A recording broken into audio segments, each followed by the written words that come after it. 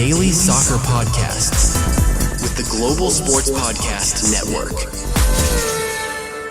Welcome, everybody. It is Sunday evening, 30th of November. Tomorrow, by the way, is December. That's how it works around here. You get to the last end of 1 month and you go straight into the next one. Welcome to everybody who makes the Daily Premier League part of their daily routine. My name's Ken Davis. That there, sitting in somebody's bathroom somewhere, is Nick Britton. How you doing, Nick?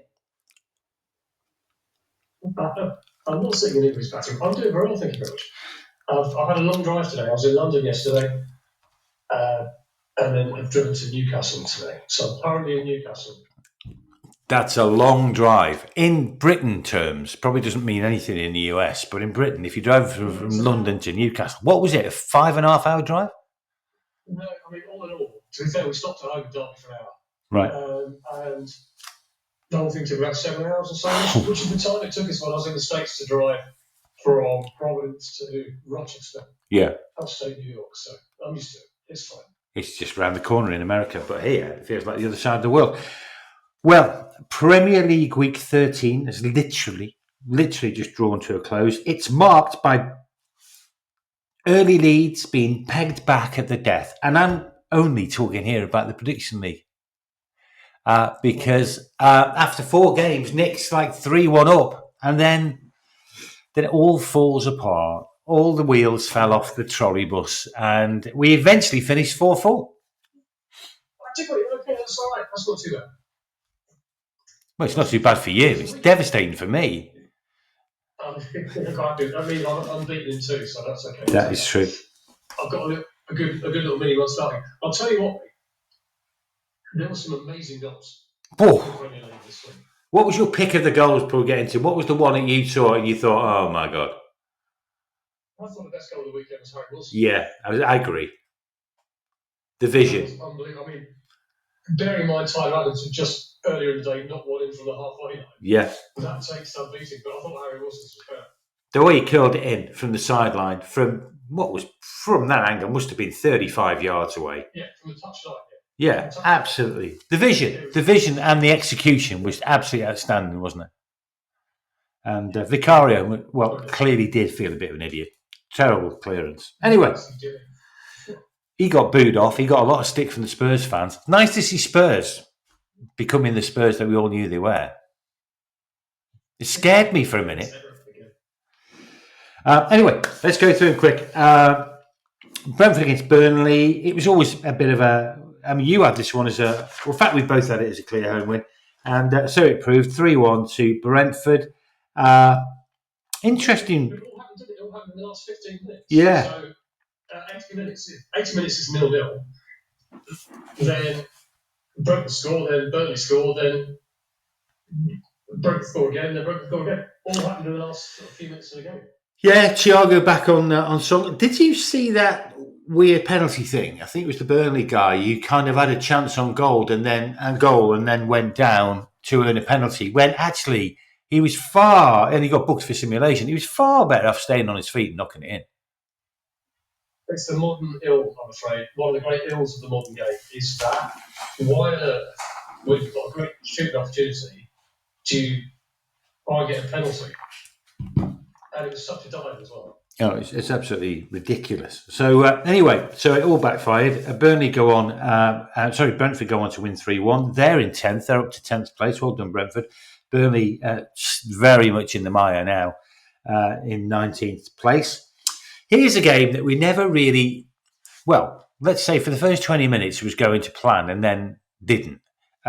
Man City against Leeds ends up 3-2. Very chaotic game. Very early goal in less than a minute. Nice goal by Foden. Great guarded finish. But Foden had a great game, by the way. He looks in good form. And then it all starts to go a bit weird. The whole thing, this heralded the beginning of what was, quite frankly, catastrophic weekend for my fantasy league team. Good. Holland particularly. Oh, you're not alone there, mate. Everybody around the country, is crying at the moment about that. I triple pointed it. We all did, Nick. And you just didn't get it. But then when I was watching it, the reason my phone sort of scores goals is because they need to have 3 men on hold all the time. Yeah. And that just creates the space. So no, it was a very weird day because Man City were just walking around in such control in the first half. And Leeds looked done for. I mean, they looked absolutely dreadful. And then they made 2 substitutions at half time and totally changed the game, changed formation, changed the game, and could have got points out of it in the end. Yeah, I think they should. I mean, obviously, a late winner by Foden, who looks really sharp in tight areas. Foden's doing his World Cup chances the world of good at the moment. He's looks like he's back to the player he was, really. Yeah, I think so. That interestingly, Gary Parker struck upon one of my little hobby horses after the game, where he criticised Donnarumma for going down in order that Pep Guardiola could have a tactical timeout. Yeah, it's something that we watched a lot at Derby, because Zencastr, our goalkeeper, does this quite a lot. He does. Not so much this season, he did a lot last season. There's clearly nothing wrong with him. And he goes down, going, "Oh, my ankle hurts" or something. And then what you see is every outfield player running towards the bench for a 2 or 3 minute tactical timeout. It's as simple as that. Yeah, it's an interesting one. It was unsportsmanlike, and I tend to agree with you. Yeah, I think that's true. I think they're probably going to clamp down on that. Just like they clamp down on all the time that goalkeepers are keeping the ball for. We've never heard about that ever again, have we? You did see it.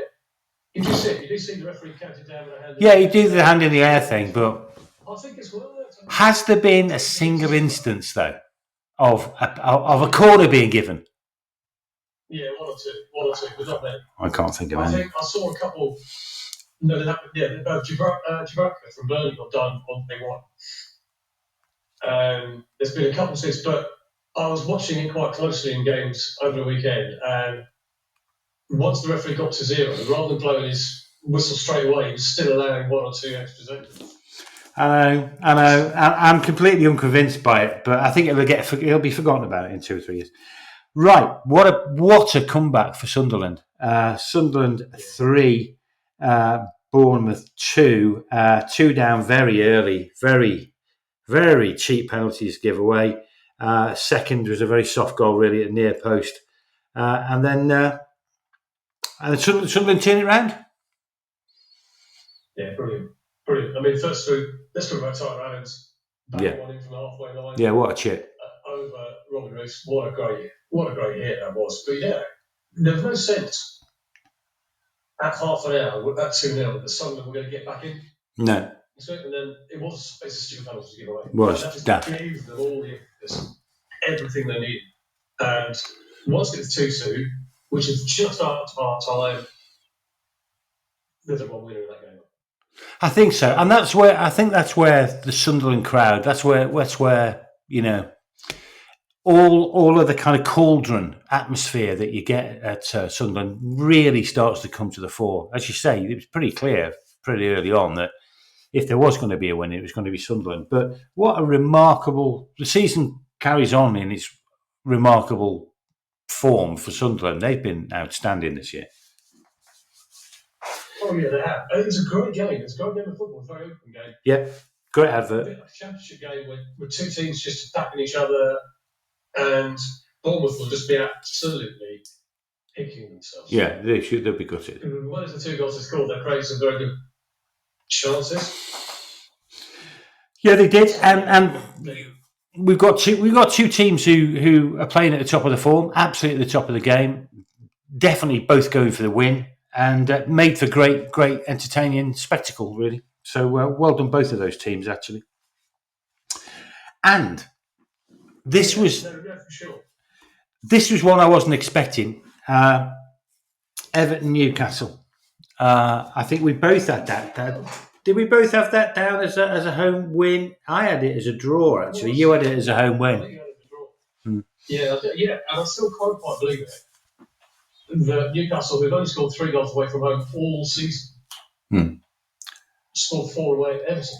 It's just bizarre. They're good goals as well. I love Martin's little chip. Oh, great finish. Yeah, great finish. A couple of good winners.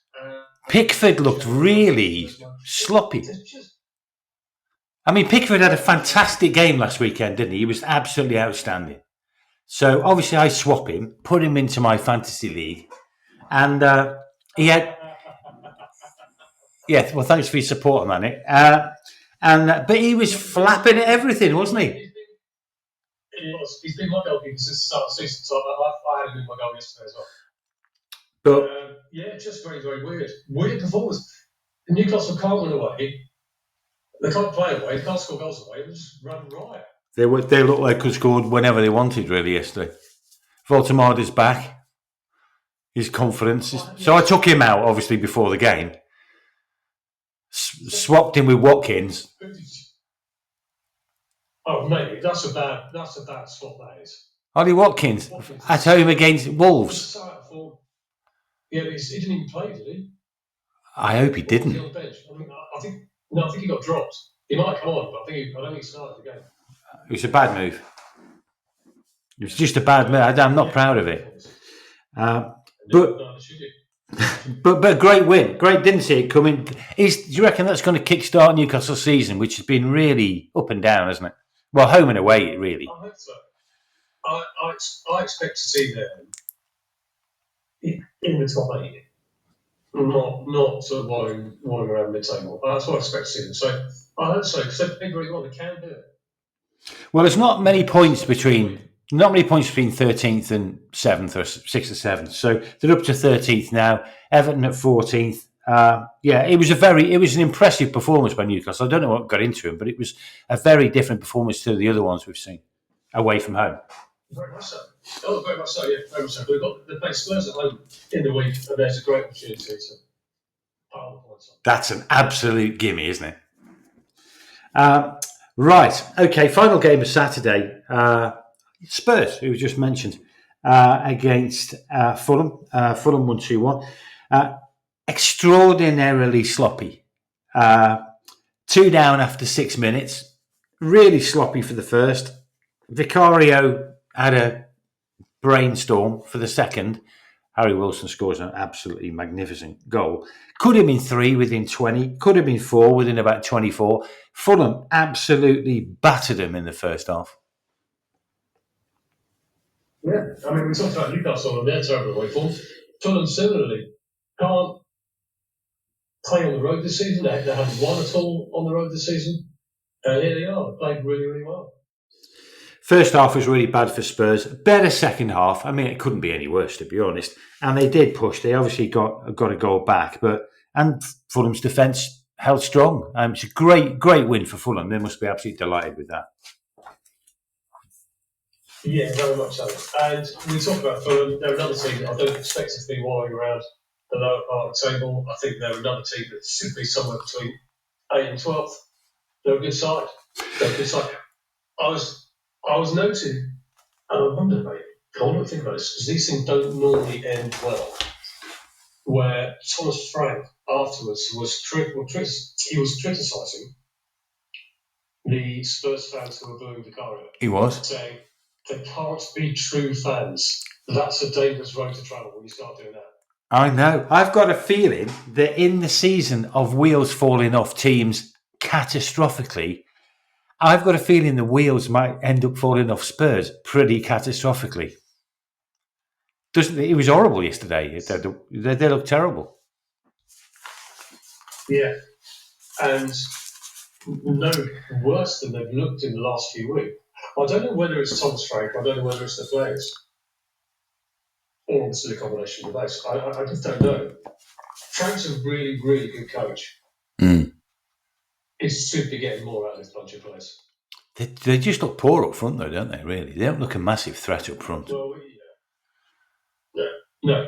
And they won't do it until they bring in a striker, proper number 9. Proper number 9. That's what they need. Right. Okay, so that was Saturday. And as we know, as Thomas Frank knows, in football, it pays to get your team selection right. Here at Global Sports Podcast Network, we spent a lot of time selecting our delivery partner.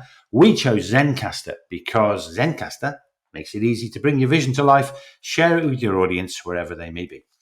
It's got 4K video recording, it's got easy AI editing tools, it's got top-tier distribution tools, and they're all on one platform. So you don't need 2 platforms to get your podcasts out there, just the one. So if you've got a story to tell it with Zencastr. Check the show notes for more details.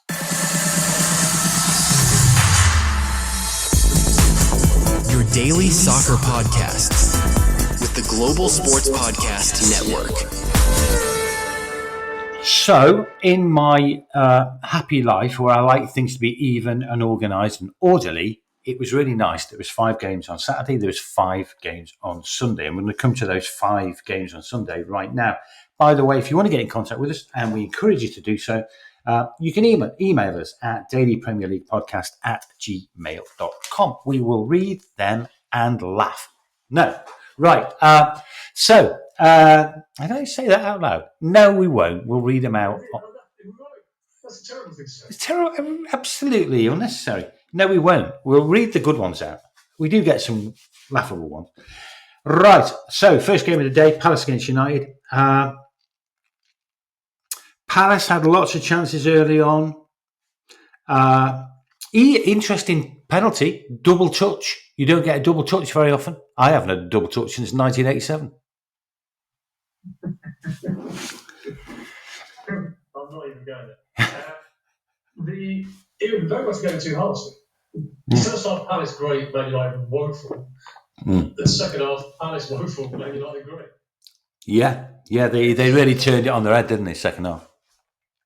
100%. And I don't know why. I mean, look, Palace missed 2 very presentable chances in the first half. And Nketiah should not have been caught by Luke Shaw and should have scored that goal. Mateta missed a pretty straightforward one at 0-0. And yeah, he got a penalty. If you haven't seen it, he won a penalty and scored. And the referee ruled that he had touched it with his standing foot accidentally before his shooting foot. And the rules are, because it went in, he gets to retake it. If he missed it or the keeper saves it, he doesn't get to retake it. Isn't that a weird ruling in the sense of whether it goes in or not got anything to do with where he touches the ball accidentally?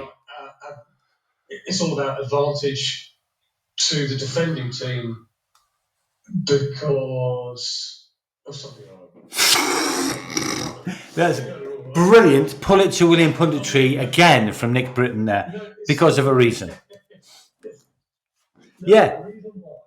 Come on, you're a ref. It's an accident. Yeah. I know the law. I'm just trying to think of what the reasoning is. There's no reasoning. There's absolutely no logic to it. Because if it goes in, you don't want to penalise the attacking team for. No. Can you just talk about this for the next 12 minutes? It'd be brilliant. No, I forgot that. Second half, an amazing goal from Dirty, who'd been one of the worst players on the pitch, if not the worst player on the pitch. And again, just extraordinary finish and then Mason Mount's free kick. Look, the reality is Dean Henderson should be saving both of those. I'm not going to lie. He should be saving both of those. Yeah. He should. And I thought the Palace wall for the second was dreadful. Disintegrated. Completely disintegrated. He just laid it off. It was quite obvious what was going to happen. He just laid it off, 2 yards from Mount. Whoever it was took the free kick. Bruno. What? No, it wasn't. Who was it? Who was? Mount took the free kick to score. Oh, sorry. I thought he was laid off too. But anyway, the wall disintegrated like it wasn't there. They all jumped in different directions. Absolutely, just went through thin air and should have been saved, but ended up going in. So well done, United, up to 7th. So it's Fernandes. Bruno Fernandes. That's right. It was just kind of shifted the angle slightly, but not enough to get it through the wall. And I think even having gone through the wall, still think Henderson should be saved. I agree on both points. So Palace down to 9th. Palace's season is slipping away a little bit. Man United up to 7th. Here was the game that we all put our mortgage on. Villa Wolves. Absolutely guaranteed home win. It was a pretty even game.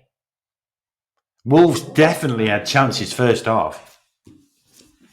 And they gave them a very good account of themselves. They were much better than they normally are and have been. And they pressured Villa all over the pitch. They didn't allow them any time. They didn't allow them any space. And Ollie Watkins didn't score a goal, mate. Oh no, Strand Larson nearly did. He obviously denied by an offside. There was a player impeding, standing right in front of the keeper, and it was clearly an offside. But Wolves did look decent. Definitely in the game, could have gone either way. And but a great goal by Kamara to win it for Villa. Absolutely nailed it into the postage stamp of the top right-hand corner. So it was a fitting goal to win that. Villa up to fourth, remarkably, after their start to the season. Yeah. Wolves all at sea, but they can take credit from that game. They can take something from that game, can't they? So they can, but unfortunately they still lost. And I think it's one of those where you put all that effort in and you still lose. It's really dispiriting. Villa, similarly, though, will look at that and go, that was a game that could have gone away, and we found a way to win. We just found a way with it. Yeah. No, so that could be very positive. Yeah, it's interesting you raised that about Wolves, that they're not playing badly, but they've lost again. Same for Leeds. Leeds kind of do well, but find ways of losing. And they seem to be losing when they're playing well, which is it's not a great place to be because you're definitely going to lose if you play badly then. So that was Villa against Wolves. Forest reverted to type rather against Brighton. Brighton again, we mentioned on the podcast on Friday, another one of the real gems of the season really is Brighton's form. Brighton were on top all the way through. They had lots and lots and lots of chances. Nice goal by De Kuyper, a very neat finish. Then a bit of a mistake at the back from Forest and 2-0, game over. But Forest looked pretty woeful. Very fun. Again, this weekend's games have turned a lot of expectations, or just a lot of the current norm, on its head. And you look and go, I didn't quite expect that. And I had this game down as a draw. So I think Brighton good team to watch. But I didn't have it down as Forest being kind of and possibly type Forest, where they're not really doing a great deal and they're conceding 2 goals and are second best at home. After the little mini run they've been on, particularly dismantling Liverpool and then winning comfortably in Europe on Thursday. They did. Maybe it was that. Maybe it's just sort of caught up with it. Yeah, I think you could be right about that. It was. I had it down as a Forest win. I thought Forest were going to go on a bit of a run, to be honest, and get themselves into mid-table. I didn't see that performance coming, but that performance is. You're right. It's coming after a hard week, 2 big games. But still, they really didn't show up, and Brighton were by far the better team. Right, 2 more games to go. I better tell you before we get into them, because they're 2 big games, and there's plenty of talking points in both of those. The Global Sports Podcast Network has partnered with Bioniq, the world's most personalised supplements, because your body is unique, and I know Nick had a few last night, and I bet his body was feeling a bit unique this morning. Because without knowing what deficiencies you have, taking off the shelf supplements mean you're probably not getting enough of the nutrients you need, probably too many of the ones you don't. So Bioniq provide 100% tailor-made supplements designed to deliver precisely what your body needs at exactly the right level. So why don't you click the link in the show notes? You can use the code GSPN 2025. You'll get 40% off your first discount.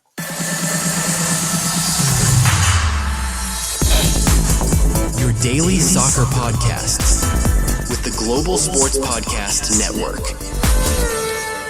Off your first order, I mean, not off your first discount, but it might be the first discount you've used, but you'll get 40% off your first order. I make that mistake so often, don't I?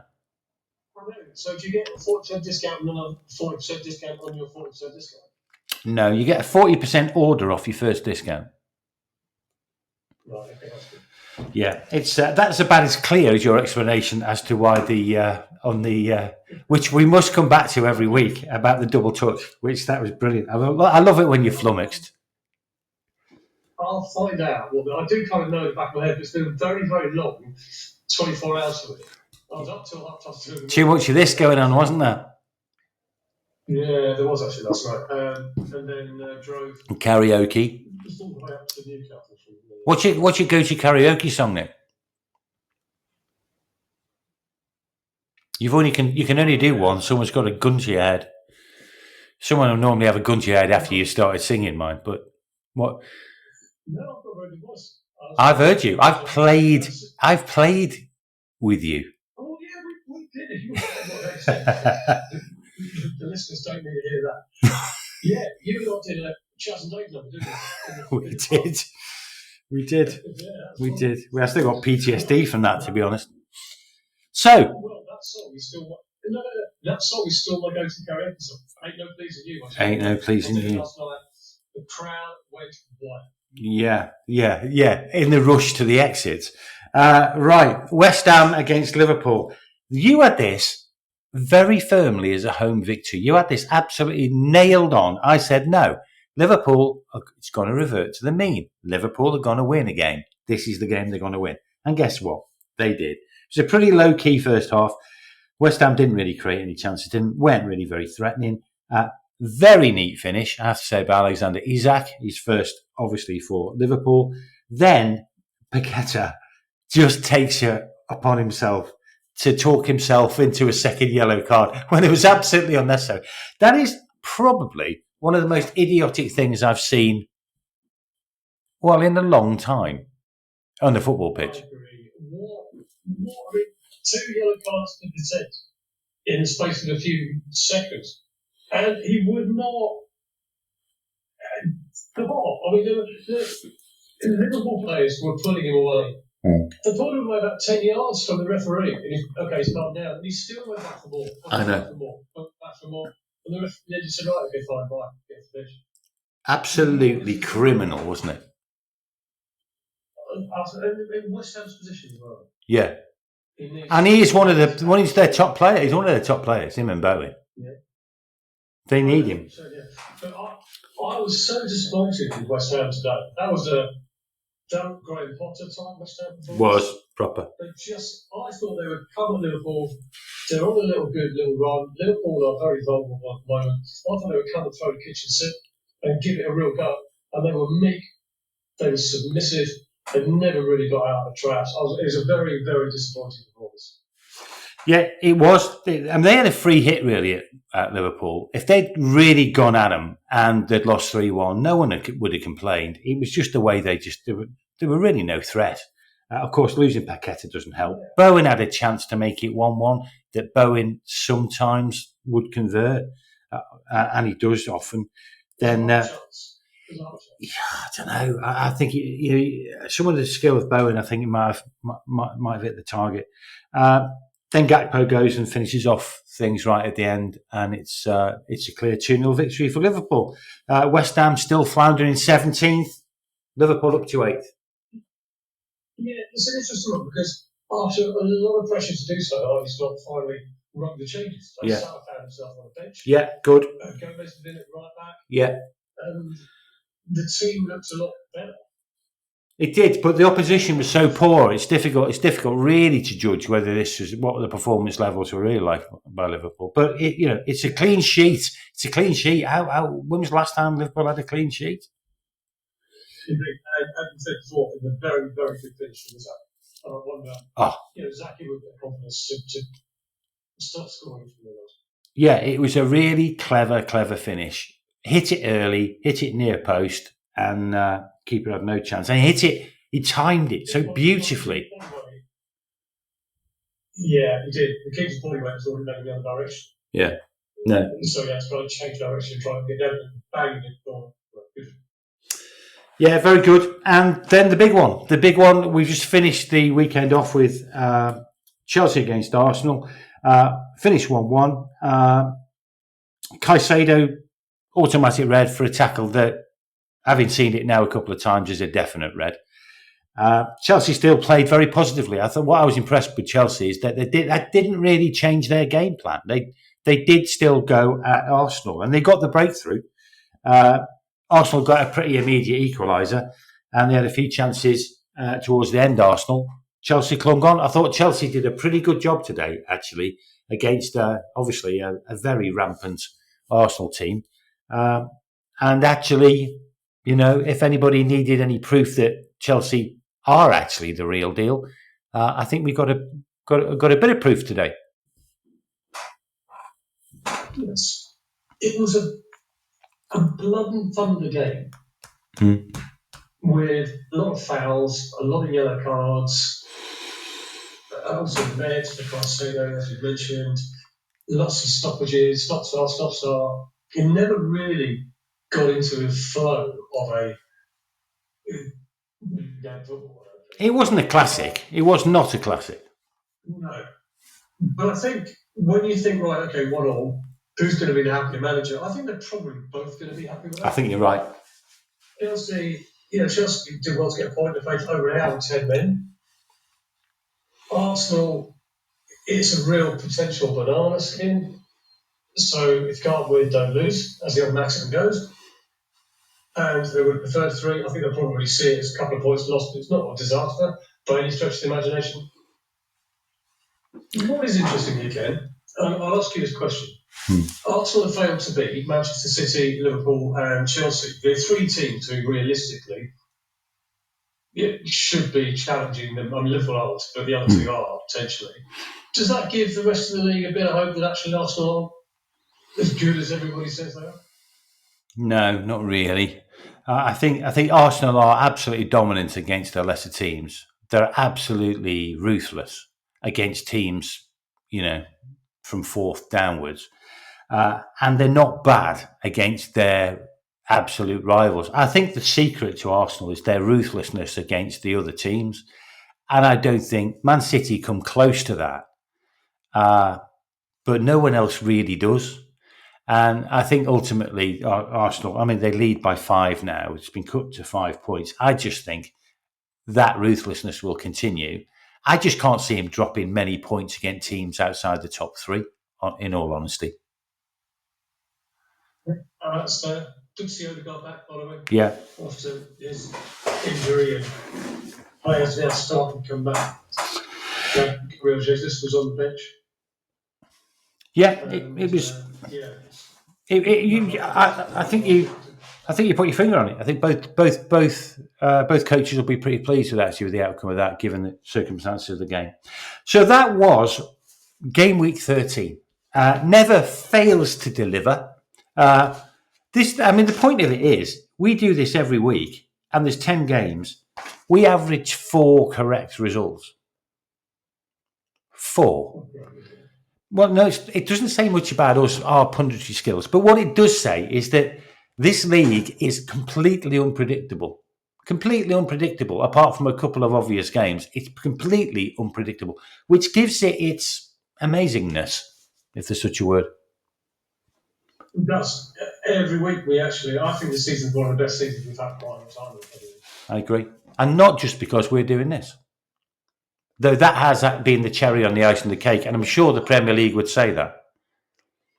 I think most of the players who obviously they'll listen to this go, I'm going to try extra hard today, just see if I can get on the next podcast. I think so. Or they'll have a favourite, won't they? Caicedo will either be rooting for you or rooting for me.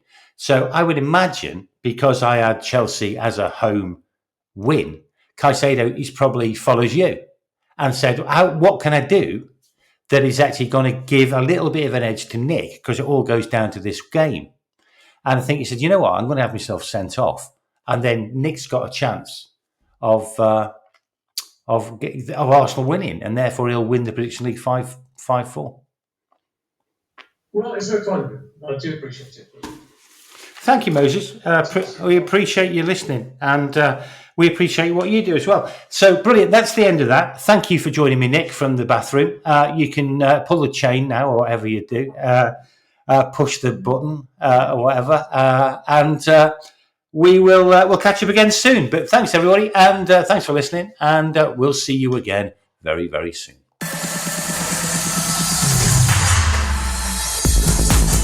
Your daily soccer podcasts with the Global Sports Podcast Network.